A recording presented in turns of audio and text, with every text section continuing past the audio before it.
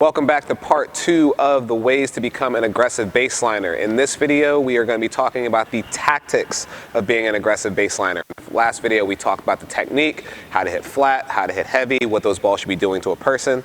In this video, we're going to talk about how to apply those to an opponent, and we're going to get right into it. I'm just going to jump right to the baseline, and I have Emily here today, which is going to show you guys how these shots should be worked into live situations.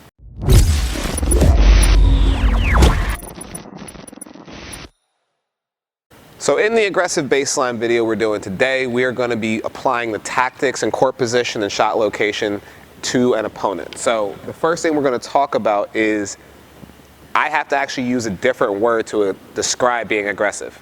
We're going to replace the word aggressive with the word pressure. Whenever you're being aggressive, you should be just thinking about how to apply pressure to your opponent and what ways work best for you. We can break pressure into 3 main categories. That would be time pressure, that would be contact pressure, and that would be movement pressure. When you're trying to be aggressive, you're trying to figure out which one of these 3 categories fits into the way you want to play. I'm going to start with time pressure when I'm hitting with Emily, and time pressure is going to be all about trying to make the ball get from my side of the net to her side of the net in the shortest amount of time possible. You have 2 main ways to do this. That will be 1, taking up better court position because that just shortens up the distance, or you have 2, making the ball travel faster. Usually that would be lowering the height of the ball or hitting a flatter shot. But whatever you choose, we're going to start with trying to find a way to apply time pressure against my opponent, and I'll talk our way through those exercises. So when we're talking about time pressure, we want to plant ourselves pretty much somewhere in this vicinity here. And you can give up the baseline if they hit a shot that actually pushes you back, but you want to really do a good job of not hanging out back here. Hit a couple shots and get yourself back on the line as quick as possible. So as me and Emily are hitting back and forth, if I stay close to the baseline, that's going to give me plenty of opportunities to potentially step in and put pressure back on her. My defensive shots still stay pretty good. And right now we're actually only hitting at about probably 50–60%. But the time pressure is still there, mainly because I'm not backing up. Here you go. So if I stay here and then I apply a little bit of ball pressure,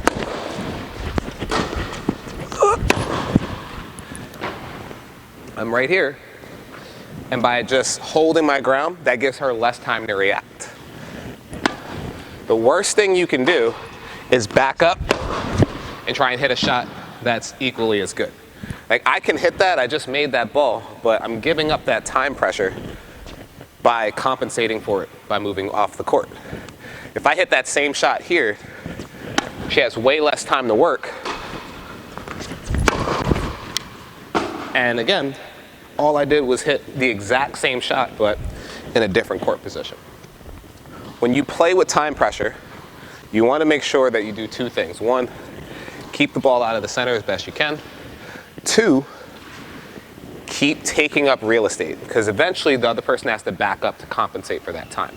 Worst thing you can do, hit a really good shot and start backing up here, which basically gives them that time back for free. So if you hit a good shot, you step a little closer. Hit another good shot, step a little closer. Let's do 2 or 3 more. And all I want you to do is play like you normally would. I'm going to just announce when I'm going to try to put some pressure on you.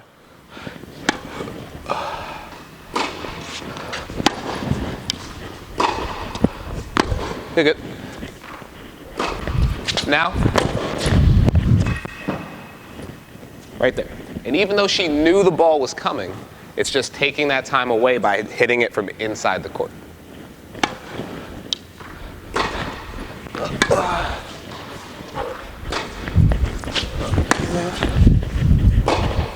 You're good.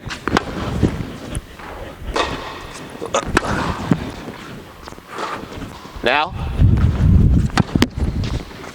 and I didn't really create that pressure myself, but time pressure is definitely a factor when you start hitting balls mid-court, service line. And I didn't even hit that ball well. That's about as fast as my normal rally ball. But at the same time, because I was so close, it feels like I hit it really hard from back here. Okay, so we're going to get into contact pressure now. Contact pressure is basically defined as getting the ball out of somebody's ideal strike zone, be it the ball being super low or the ball being super high, whichever way works for you. So shots that will work here would be like the heavy ball we talked about in the last video, or hitting a really good slice that stays low, and flat balls can do that depending on where you decide to locate them.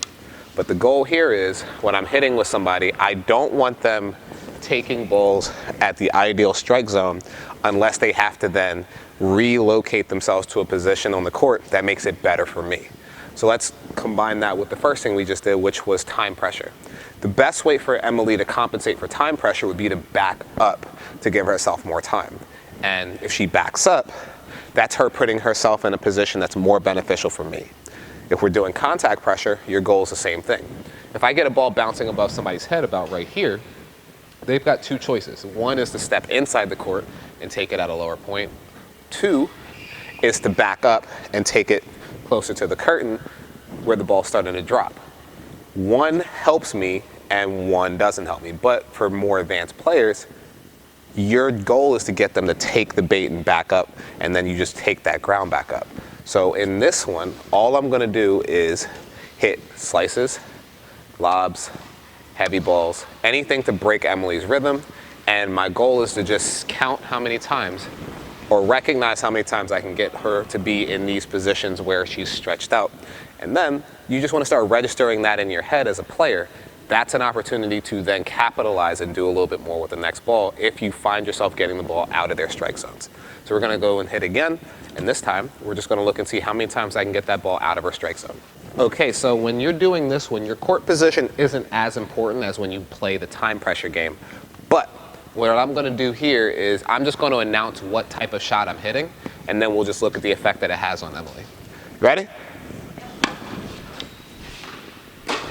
So this is heavy. Good. Heavy again. You can see her having to back up a little bit. Slice. I'm just gonna hit that ball up in the air. Nothing fancy. And you can see she's obviously making these shots. They're not super difficult. But in order to make them, she has to readjust her position, and sometimes she can't make them because it's just out of the strike zone for too many times in a row. Pretty good. Here you go. That's a heavy ball. That's way above her head. Heavy to the backhand side.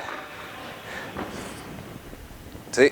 And the cool thing about this is that I'm not actually really hitting the ball hard. I'm not putting a bunch of extra emphasis on racket speed or acceleration or court position. It's a very relaxing way to apply pressure if you're not the super aggressive play style type of person.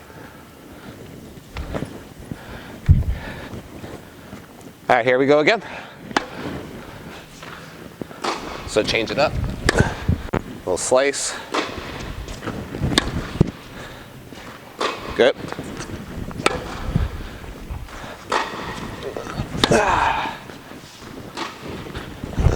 Heavy ball, get it up there. That's above her shoulders. Slice it again. Nice. You okay? Awesome. And see, not really any over physicality going on, but you can see how much she's being moved around. You're doing great. I know this actually isn't that easy to stay in. We'll just do one more. There you go. High heavy ball to the backhand. She takes it above her shoulder. Low through the court. She has to slice it. Heavy inside out. Above her shoulders. Low slice to the middle. Oh, that's really good. That's really good. But you can see how I'm just moving her hands around, getting that ball into the position where it's tough for her to be offensive.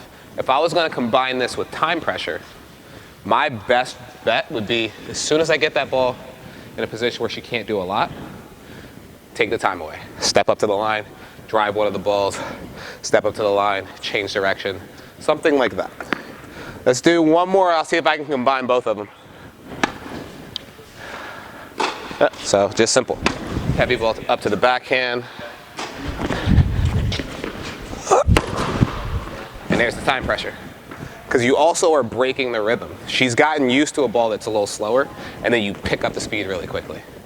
All right, so that's gonna wrap up that part. Let's go into the movement pressure. So we're gonna get into the movement pressure. The movement pressure is actually super simple. It's doing what you can to get the person to not have to stand still as often as possible.